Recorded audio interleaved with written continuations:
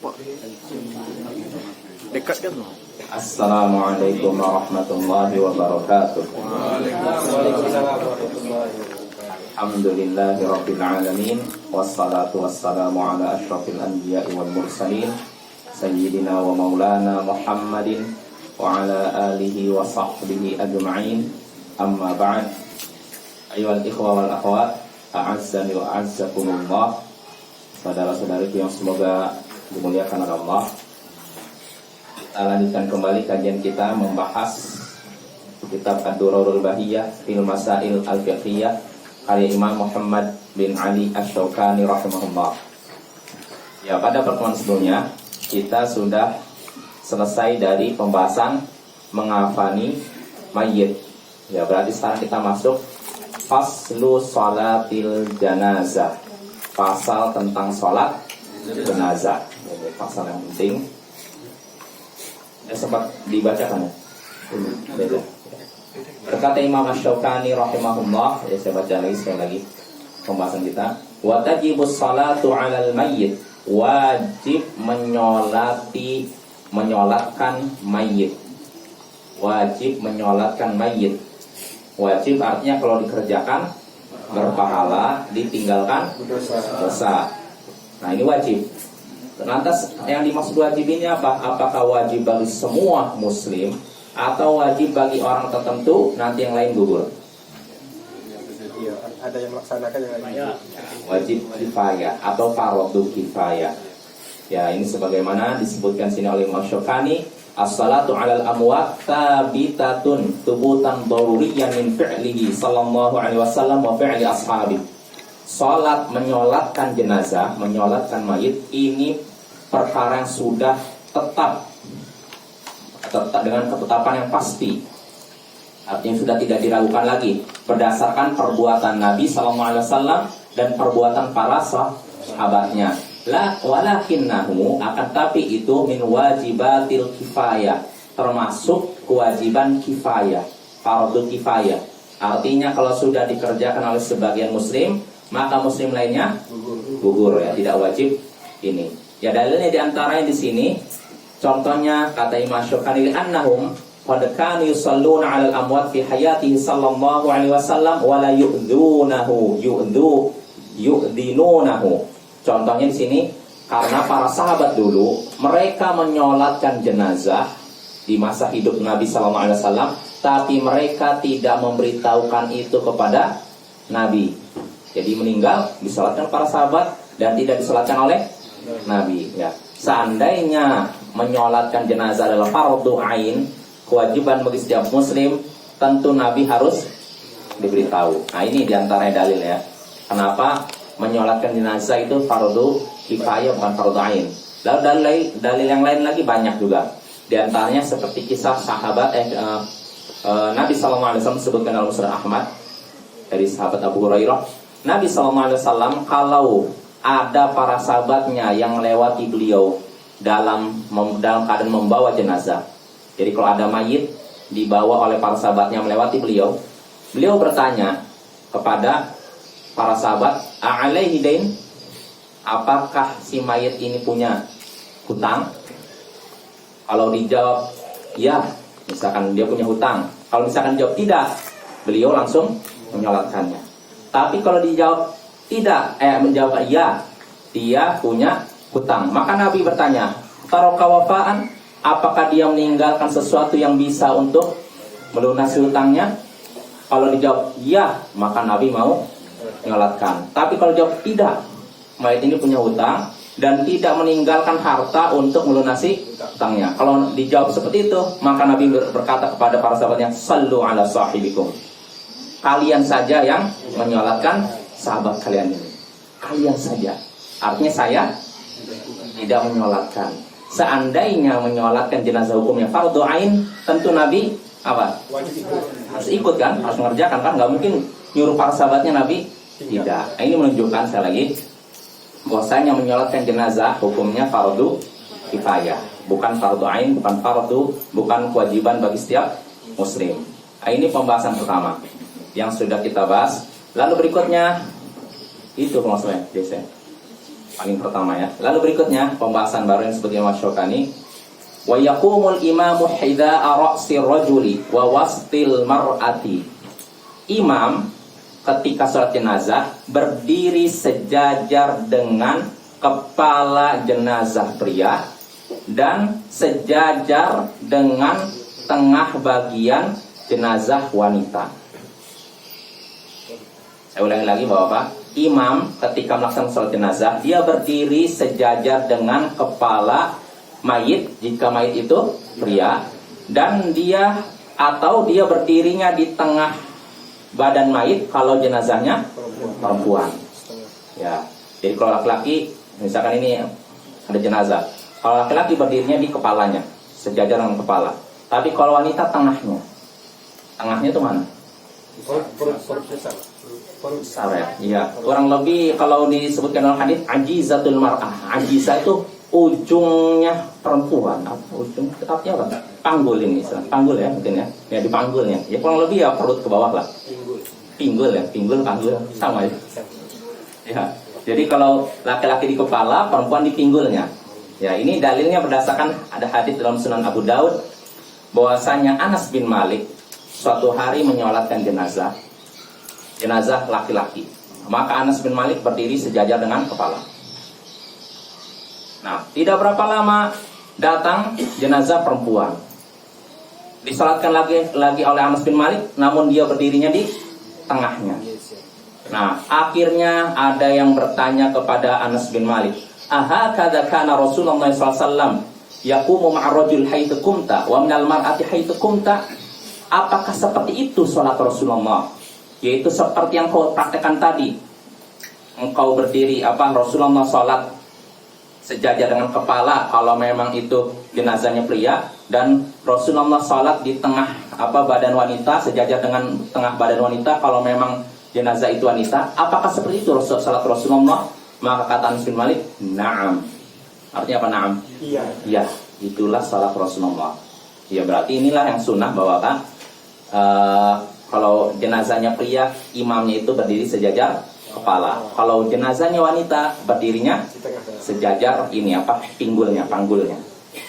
Nah, ini pendapat yang kuat berdasarkan hadis ini, dan inilah pendapat mazhab Syafi'i, Ahmad dan beberapa ulama.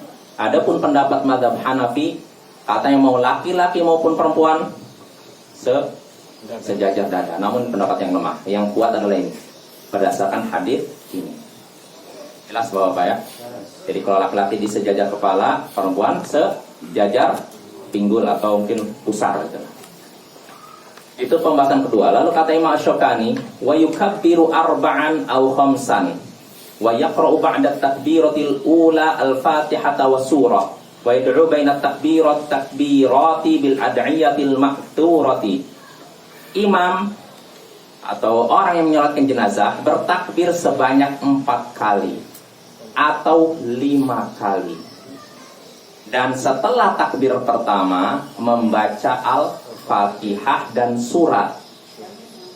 Dan antara takbir-takbir yang setelah takbir pertama itu mengucapkan doa yang diriwayatkan dari Nabi.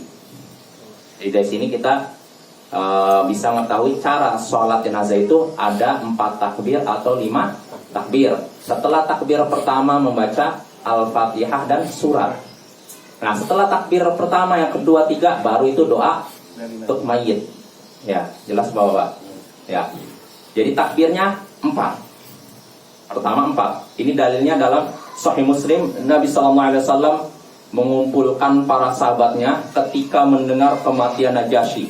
Najasyi ini raja soleh yang berada di Habasyah ya, atau Ethiopia. Jadi dia Muslim tapi menyembunyikan keislaman dia. Ketika meninggal, Rasulullah mengumumkan di hadapan para sahabatnya, istaghfiru li akhikum, mohonkan ampun untuk saudara kalian, yaitu Najasyi. Setelah itu fasaffa bihim, kata Abu Hurairah, maka Rasulullah pun mengatur para sahabat, fakabbaru arba'an, lalu beliau bertakbir sebanyak 4 kali. Dan takbir 4 kali ini hadisnya banyak, bukan cuma ini saja. Bahkan sampai-sampai Imam Asy-Syaukani di sini menyebutkan sampai derajat mutawatir. Nih, amal arba' fathabata thubutan mutawatiran min tariqi jama'atin as-sahabati radhiyallahu anhum. Adapun takbir yang 4 kali yang masyhur di tengah-tengah kita kan. Ini hadisnya sabit. Kuat. Sabit itu tetap atau sahih dengan ketetapan yang banyak. Artinya mutawatir hadisnya. Bukan diriwayatkan satu jalan tapi banyak jalan dari beberapa sahabat Nabi. Abu Hurairah, Ibnu Abbas, Jabir, Uqbah bin Amir, Al-Bara bin Azib, Zaid bin Thabit, Ibnu Mas'ud dan selain mereka. Ini yang 4. Ini yang masyhur di tengah-tengah kita. Adapun hadis yang menyebutkan takbir Nabi 5 kali, ini diriwayatkan dalam Sahih Muslim dari sahabat Zaid bin Arqam. Disebutkan situ, ini ada keterangannya dari Abdurrahman bin Laila. Dia berkata, "Kana Zaid bin Arqam yukabbiru ala janaizina arba'an." Zaid bin Arqam menyolati jenazah kami dengan bertakbir sebanyak 4 kali. Wa annahu kabbar khamsan ala janazatin, dan suatu hari dia juga pernah menyolatkan suatu jenazah dengan bertakbir sebanyak 5 kali. Jadi dia seringnya 4, tapi suatu hari pernah dia bertakbirnya sebanyak 5 kali. Fas'altuhu, kata Abdurrahman bin Laila, aku pun bertanya kepada Zaid, kok bisa kamu takbirnya 5 kali? Maka Zaid pun berkata, kana Rasulullah sallallahu alaihi wasallam yukabbiruha. Rasulullah sallallahu alaihi wasallam pun pernah melakukan demikian. Takbirnya pernah 5 kali. Nah, ini sunnah Bapak ya. Jadi 4. Ya kalau 4 hadisnya mutawatir, banyak ya, diriwayatkan dari puluhan sahabat ya. Sedangkan yang 5 ini diriwayatkan dalam Sahih Muslim dari sahabat Zaid bin Arqam. Tapi walaupun 1 tetap bisa dipakai kalau memang hadisnya sahih. Yang jadi patokan hadisnya sahih Bapak, bukan banyak atau tidaknya. Jelas Bapak ya. Kalau misalkan ini dianggap hadis ahad, ya nggak apa-apa, diterima juga. Ya, hadis ahad hadis yang diriwayatkan dari misalkan Imam Bukhari, dari gurunya, dari satu aja, nggak banyak. Ini terima. Pendapat Ahlus Sunnah wal Jamaah bahwasanya hadis ahad, hadis yang diriwayatkan oleh satu perawi sampai atas itu, ini diterima baik dalam masalah hukum maupun masalah akidah. Baik dalam masalah hukum contohnya apa? Ini salat jenazah, tentang apa? Zakat misalkan, atau tentang puasa. Baik dalam masalah hukum maupun akidah. Akidah contohnya apa? Tentang fitnah kubur, tentang surga, neraka, tentang kabar apa? Perkara-perkara gaib, malaikat, hari kiamat. Ini kan akidah kan? Ya tidak. Nah, kalau ada hadis yang menyebutkan tentang perkara gaib, perkara yang terkait keyakinan, dan hadisnya ahad, cuma diriwayatkan 1 orang sampai atas, maka kalau memang perawinya terpercaya dan itu dianggap sahih, maka harus sahih, harus kita terima ya. Berbeda halnya dengan kalangan ahli bid'ah seperti Mu'tazilah, seperti Asy'ariyah dan semacamnya, mereka nolak hadis ahad. Misalkan dalam masalah akidah mereka berpendapat ini kan hadisnya ahad. Jadi karena dengan alasan apa? Hadisnya cuma 1 yang meriwayatkan, nggak bisa terima hadis ahad. Padahal apa? Kalaupun hadisnya ahad itu bisa diterima. Kesepakatan para ulama ahli hadis. Kedua, banyak perkara yang mereka ingkari dengan alasan hadis ahad, padahal sebenarnya hadisnya tidak ahad. Tidak cuma 1, tapi mutawatir banyak. Contohnya apa? Azab kubur.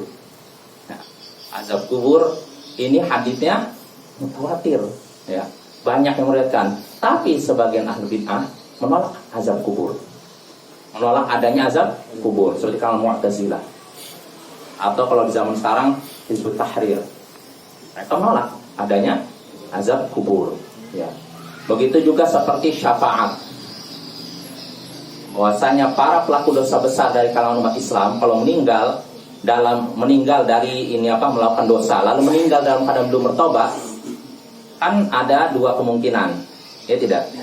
Ada kemungkinan dia diampuni oleh Allah, atau tidak diampuni, dia disiksa dulu. Nanti suatu saat Nabi memberikan syafaat sehingga bisa keluar. Nggak mesti nabi, bisa dari orang soleh, dari orang syahid dan semacamnya. Jadi syafaat ini ada, hadisnya mutawatir, namun kalangan ahli bid'ah nolak gitu. Kenapa kira-kira nolak? Alasannya apa? Bukan ahad sebenarnya. Alasannya kan nggak sesuai dengan akal. Ini kebiasaan orang-orang berpenyakit Bapak ya. Kalau hadis itu sahih, mau bertentangan dengan akal kita yang tidak waras.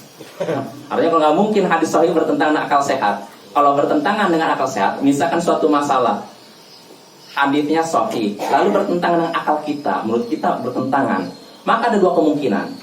Pertama, hadisnya tidak sahih, tidak sehat. Kedua, atau akalnya tidak sehat. Ada dua kemungkinan, nggak mungkin beda dua ya. Akalnya tidak sahih. Akalnya tidak sahih, tidak sehat. Ya, jadi itu kembali lagi kita takbir yang 5 ini hadisnya memang disebutkan satu dalam Sahih Muslim saja, tapi ini bisa diterima, bisa kita praktekkan.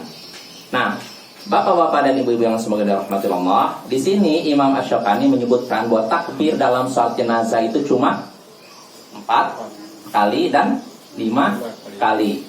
Sebenarnya ada lagi yang dari Nabi ya, saya bahas langsung bersambung pada Nabi. Ada lagi takbir 9 kali.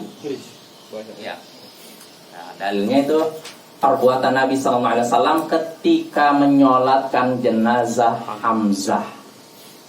Jadi Ibnu Abbas bercerita, hadisnya saya lupa di sini ada disebutkan sini. Oh, di sini nggak disebutkan Asy-Syaukani dalam Mu'jam Al-Kabir Imam At-Tabrani.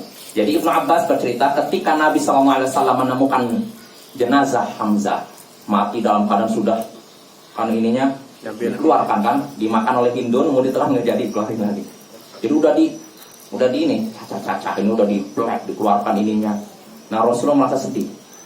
Rasulullah menyatakan seandainya aku nggak khawatir kaum wanita menangisi Hamzah, tentu aku akan biarkan jenazah yang dimakan oleh hewan buas, sehingga nanti di hari kiamat nanti keluarlah jasanya dari hewan-hewan itu.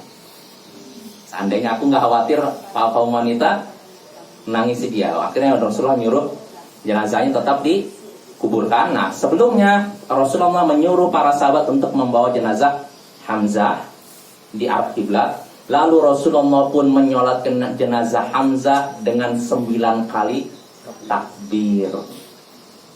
Dan ini hadisnya sahih.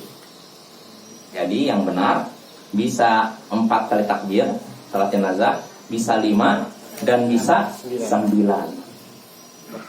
4, 5, 9. Nah ini yang kalau dari Nabi, hadisnya marfu'. Namun bapak-bapak dan ibu-ibu yang semoga dirahmati Allah, ada juga takbir yang lebih dari 4 dan 5, tapi bukan diriwayatkan dari Nabi, diriwayatkan dari sahabat Nabi. Dari siapa? Ada yang tahu? Dari Ali bin Abi Thalib. Ya disebutkan dalam Sahih Muslim, dan ini Masail Imam Ahmad. Jadi Ibnu Abbas, Ali bin Abi Thalib suatu hari mengimami menyolatkan jenazah Sahal bin Hunayf, seorang sahabat Nabi. Nah, ketika takbir, dia salat jenazah ini takbirnya 6 kali. Selesai sholat, Ali bin Abi Thalib berkata, mungkin orang bingung kan, oh ini sholatnya takbirnya 6 kali. Maka Ali bin Abi Thalib memberitahu makmum, innahu badri, sesungguhnya dia Sahal bin Hunayf ini termasuk sahabat Nabi yang ikut perang Badar. Dia sholatnya takbirnya berapa kali Ali bin Abi Thalib? 6 kali. Nah ini. Lalu diriwayatkan juga dari Ali bin Abi Thalib juga bahwa beliau pernah menyolatkan jenazah Abu Qatadah, sahabat Nabi Abu Qatadah, dan takbirnya 7 kali. Dan hadisnya sahih. Nah, yang hadis takbir Ali bin Abi Thalib sebanyak 6 atau 7 ini perbuatan Ali, bukan perbuatan Nabi. Pertanyaannya bahwa bisa dipraktekkan tidak? Hah? Bisa. Siapa yang berpendapat bisa? Sangat bisa. Siapa yang berpendapat bisa? Bisa. Ya, kalau yang 4, 5 ini kan jelaskan dari Nabi kan? 4, 5 ya. Lalu 9. Nah, tapi kalau 5, 6 ini bukan dari Nabi, dari Ali bin Abi Thalib. Nah, kata Syekh Albani dalam Ahkamul Janaiz, ini hadisnya memang mauquf. Mauquf itu sampai sahabat Nabi, tidak marfu', tidak sampai Nabi SAW. Tapi hukumnya, statusnya disamakan dengan hadis marfu'. Artinya sampai kepada Rasulullah. Kalau sampai kepada Rasulullah berarti bisa dipraktikkan tidak? Bisa, ya. Kenapa bisa dikatakan marfu' sampai kepada Rasulullah? Karena kata Syekh Al-Albani, ketika para sahabat, sebagian sahabat di antaranya Ali melakukan sholat dengan takbir 6 dan 7, di situ juga ada para sahabat, dan para sahabat yang ada di situ tidak ada satupun di antara mereka yang protes dan ingkari. Itu menunjukkan perbuatan sahabat ini bukan semata-mata perbuatan dia pribadi, tapi diambil dari Nabi SAW.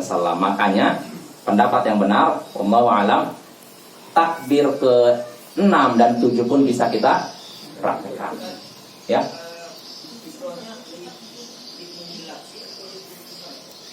Kenapa?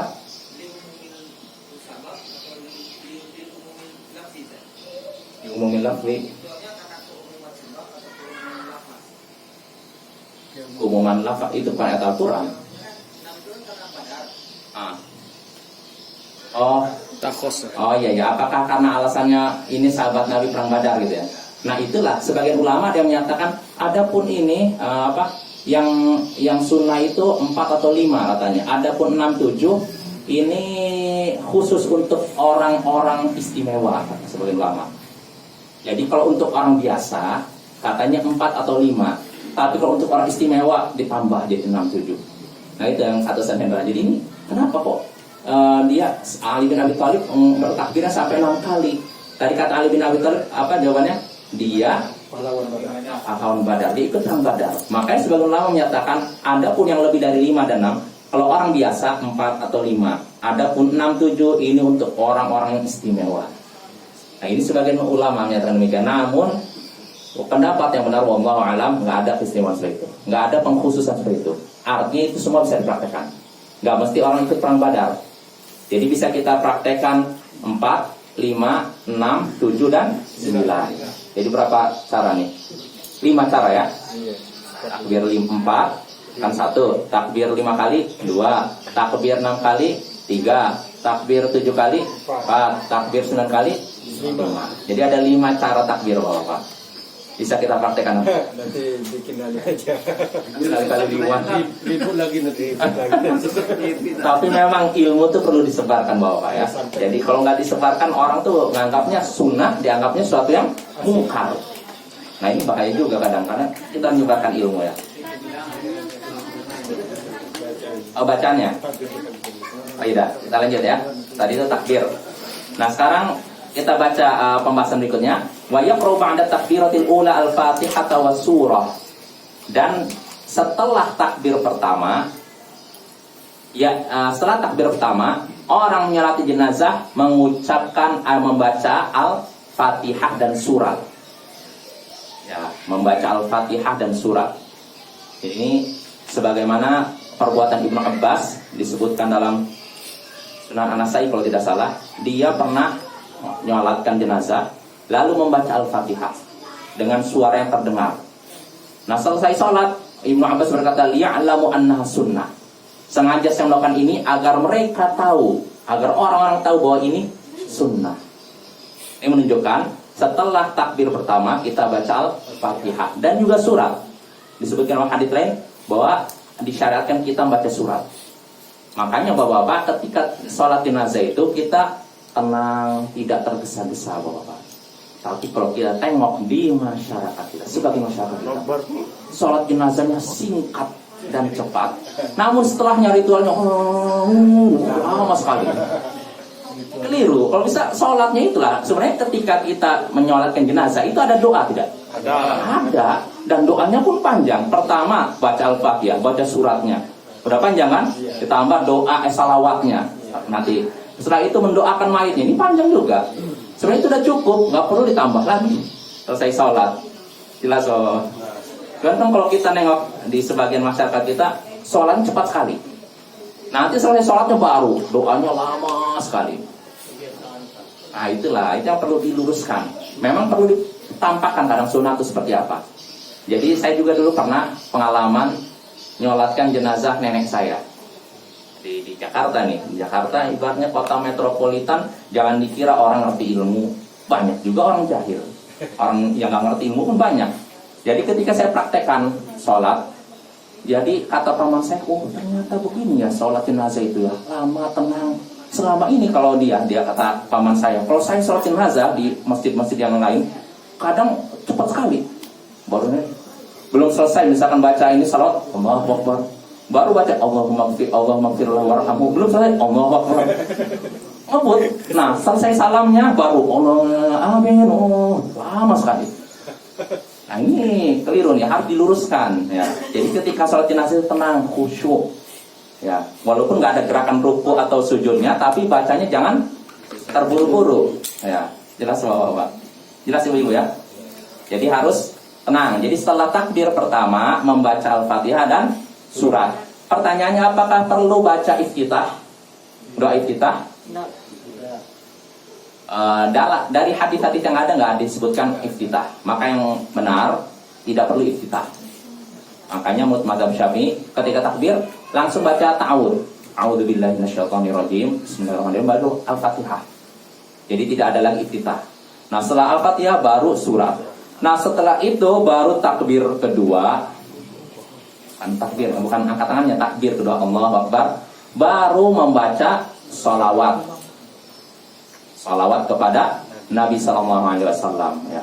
Ini ada juga hadisnya disebutkan di situ. Minas sunnah, saya lupa lafalnya. Jadi termasuk sunnah membaca Al-Fatihah. Setelah itu takbir berikutnya baca sholawat. Sholawatnya seperti apa? Sholawatnya pakai sejudah. Wah, apa dulu? Allahumma sholli ala salat Ibrahimiyah. Salat Ibrahimiyah yang kita baca ketika tasyahud. Allahumma sholli ala Muhammad wa ala ali Muhammad kama shallaita ala Ibrahim wa ala ali Ibrahim innaka Hamidum Majid. Wa barik ala Muhammad wa ala ali Muhammad kama barakta ala Ibrahim wa ala ali Ibrahim innaka Hamidum Majid. Selesai. Ya. Ini setelah takbir kedua ya. Setelah itu takbir ketiga. Nah, setelah takbir ketiga barulah doa untuk mayit ya. Doanya apa? Ada banyak Bapak ya. Kalau kita lihat hadis ini disebutkan ada beberapa doa, tinggal kita pilih saja. Kalau yang masyhur di tengah-tengah kita, Allahumma gfir lahu warhamhu wa'afihi wa'fu anhu, ya kan? Wa akrim nuzulahu wasi' madkhalahu waghsilhu bil ma'i wat thalji wal barad. Ya Allah, ampunilah ia, rahmatilah ia, maafkanlah ia, dan muliakanlah tempat singgahnya, dan perluaslah tempat masuknya, dan cucilah ia dengan air dan salju serta embun. Wa naqqihi minal khotoya, dan bersihkanlah dia dari kesalahan-kesalahan. Kama yunaqqat thawbul abyadu minad danas, sebagaimana baju putih dibersihkan dari kotoran. Wa abdilhu darun khairan min dari, gantikanlah tempat tinggalnya dengan tempat tinggal yang lebih baik. Wa ahlan khairan min ahli, dan keluarga, dan gantikanlah keluarganya dengan keluarga yang lebih baik. Wa zaujan khairan min zauji, dan gantikanlah pasangan hidupnya dengan pasangan hidup yang lebih baik. Wa qi fitnatal qabri wa adzaban nar, dan lindungilah dia dari fitnah kubur dan juga siksa neraka. Ini di antara hadis yang masyhur. Atau ada lagi hadis lain yang lebih pendek kalau saya selama ini baca yang hadis yang pendek ini. Hadisnya ini disebutkan oleh Sunan Abu Daud ya. Ya, di sini disebutkan Abu Daud, Ibnu Majah, Nabi sallallahu alaihi wasallam, kata Abu Hurairah, kan Nabi sallallahu alaihi wasallam idza shalla ala janazatin qala, Nabi sallallahu alaihi wasallam jika menyolatkan jenazah, beliau berdoa, Allahumma gfir li hayyina wa mayyitina. Ya Allah, ampunilah orang yang hidup di antara kami dan orang yang sudah mati di antara kami. Wa syahidina wa ghaibina, dan juga ampunilah orang yang menyaksikan di antara kami dan orang yang tidak ada di antara kami. Wa saghirina wa kabirina, dan ampunilah juga orang yang kecil, anak yang kecil di antara kami dan juga orang yang sudah besar. Wa dzakarina wa untsana, dan ampunilah juga laki-laki di kalangan kami dan juga wanita di antara di kalangan kami. Allahumma man ahyihi minna fa ahyihi 'alal Islam. Ya Allah, siapa yang Engkau hidupkan di antara kami, maka hidupkanlah dia di atas Islam. Wa man tawaffaitahu minna fatawaffahu 'alal iman, Dan siapa yang kau wafatkan di antara kami, maka wafatkanlah di atas iman. Allahumma la tahrimna ajra. Ya Allah, jangan engkau haramkan kami dari pahalanya. Wala tudillana ba'da, dan jangan kau sesatkan kami setelahnya. Ini hadisnya lebih pendek atau lebih panjang? Lebih panjang. Ya, ada soal apa-apa gitu. Ya, jadi itu kesimpulannya, setelah takbir 1 baca Al-Fatihah dan surat, takbir kedua baca salawat, takbir ketiga baru doa. Nah, takbir keempat bisa doa lagi untuk mayit atau doa secara umum untuk kaum muslimin. Seperti Allahumma gfir lil muslimin wal muslimat. Ya Allah, ampunilah bagi orang muslim dan muslimat, wal mu'minina wal mu'minat, dan juga orang-orang beriman baik laki-laki maupun perempuan. Al ahya'i minhum wal amwat, baik yang hidup di antara mereka maupun yang sudah. Nah, itu. Jelas Bapak ya. Nah, setelah 4 baru silakan salam. Dan salamnya yang benar sebagaimana disebutkan dalam hadis, sir sebenarnya. Tidak keras. Assalamualaikum. Assalamualaikum. Jadi assalamualaikum warahmatullahi. Assalamualaikum warahmatullahi. Jadi pelan Bapak. Sir itu lirih suaranya. Bagian praktekkan dalam hadis. Jadi begitu, sir. Jelas Bapak? Ya, kecuali gitu loh. Kecuali kalau memang makmumnya jauh, kalau nggak dengar, nggak apa-apa dikeraskan. Jadi ya apalagi kalau udah ada mic, nggak perlu keras-keraskan. Assalamualaikum warahmatullahi wabarakatuh. Terdengar kan? Iya. Itu Bapak ya. Jelas Ibu-ibu? Ya, jadi saya ulang lagi Ibu-ibu. Setelah takbir pertama baca apa? Al-Fatihah. Surat. Setelah takbir kedua, lewat. Setelah takbir ketiga, doa untuk mayit. Setelah takbir keempat, doa untuk kaum muslimin secara umum. Bagaimana kalau yang 5, 6, 7, 9? Ya tinggal ini aja, selesaikan aja. Ya, selesaikan artinya setelah takbir silakan doa. Kalaupun tidak doa, nggak apa-apa, takbir aja. Yang penting jangan lupa salam ya. Ya. Setiap takbir itu angkat tangan. Oh, ini pembahasan penting. Ya. Pertanyaan nih ibu-ibu ini penting nih. Apakah setiap takbir angkat tangan? Tidak ada hadis yang marfu' sampai Nabi bahwa beliau mengangkat tangannya setiap takbir. Tidak ada satupun hadis yang sahih dan marfu', sahihnya benar, marfu' sampai kepada Nabi yang menyebutkan bahwa Nabi setiap takbir mengangkat tangan. Yang ada ini dari perbuatan Ibnu Umar, sahabat Nabi Ibnu Umar. Ibnu Umar setiap takbir dia mengangkat tangan. Makanya Bapak-bapak, apakah disyaratkan angkat tangan atau tidak? Sebagian ulama menyatakan tidak disyariatkan. Terus gimana kalau ngangkat tangan? Ya udah takbir aja. Kalau pertama tentu saya ngangkat tangan. Takbiratul ihram kan? Allahu Akbar. Setelah itu yang kedua, Allahu Akbar. Ketiga, Allahu Akbar. Keempat, Allahu Akbar. Lalu Assalamualaikum. Karena tidak ada hadis yang marfu dari Nabi. Yang ada perbuatan Ibnu Umar. Nah, terus bagaimana? Apakah perbuatan Ibnu Umar tidak bisa dipakai atau tidak? Bisa. Tapi Ya, kalau sahabat Nabi melakukan suatu perbuatan, ada kemungkinan perbuatannya dilihat dari Nabi atau mencontoh Nabi. Makanya kalau memang kita mau mengangkat tangan, dipersilahkan. Karena ada kemungkinan seorang sahabat menyaksikan itu dari Nabi SAW. Dan juga selain itu juga tidak ada pengingkaran dari sahabat Nabi yang lain. Makanya praktekkan aja apa angkat tangan. Kalau salamnya kan ada juga salam. Kita kan sedang ada yang lepas. Assalamualaikum. Ada juga gitu. Ada keterangan. Ada juga. Nggak ada keterangan gitu. Jelas apa? kayak nari aja. Ya, kita lanjut. Jam berapa nih? Jam berapa? Ya, kita lanjutkan sedikit lagi. Ya. Berkata Imam Asy-Syaukani rahimahullah, wa la yusalli 'alal ghali. Ya, wa qatili nafsihi. Tidak ya, atau tidak diperbolehkan atau jangan menyolatkan jenazah yang mencuri harta rampasan perang. dan juga orang yang membunuh dirinya. Nah ini ibu-ibu pertanyaannya pas sekali kan. Di sini kan bolehkah orang yang bunuh diri disolatkan? Nah ini disebutkan oleh Imam Asy-Syaukani. Jadi jangan menyolatkan jenazah orang yang mencuri rampasan perang dan orang yang membunuh dirinya. Ya. Yang bagaimana kok? Apa ada dalilnya? Dalilnya ada di sini. Jadi Nabi SAW suatu hari, di sini disebutkan dari hadis Samur bin Jundub, riwayat Muslim, Ahlus Sunan ya. Jadi Nabi SAW, ini disebutkan nih hadisnya. Anna rajulan qatala nafsahu bimasyaqis. Nabi SAW waktu itu ada orang yang membunuh dirinya dengan pisau. Falam yusalli alaihi Nabi SAW.